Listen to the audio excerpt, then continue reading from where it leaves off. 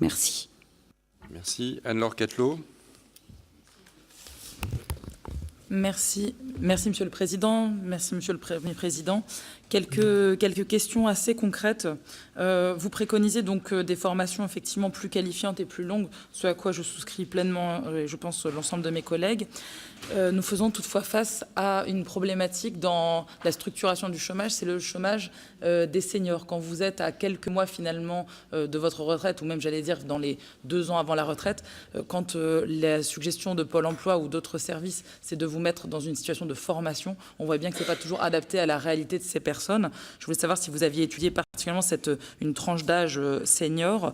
Ma question complémentaire, c'est il y avait un dispositif datant du précédent quinquennat, territoire zéro chômeur de longue durée, qui a été notamment expérimenté dans des territoires alors plutôt métropolitains d'après ce que j'avais compris, mais le cas le plus proche de ma circonscription, c'est la métropole lilloise. Avez-vous pu évaluer le succès ou pas de cette opération, puisqu'elle associe à la fois, je pense, de la formation, de l'insertion professionnelle, et en prenant finalement les publics les plus éloignés de l'emploi? Dernier point, et permettez-moi de rejoindre le propos d'Émilie Cariou sur les grandes difficultés de nos chefs d'entreprise effectivement à recruter et qui actuellement justement refusent parfois des commandes par défaut de main-d'œuvre.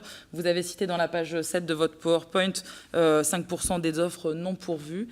Avez-vous pu, dans vos investigations, ou est-ce que c'est une chose que vous avez prévue, évaluer le nombre d'emplois disponibles pour lesquels les entreprises ne passent simplement plus par Pôle emploi? Et donc Pôle emploi, dans leur radar, il n'y a plus ces offres d'emploi. Je vous remercie.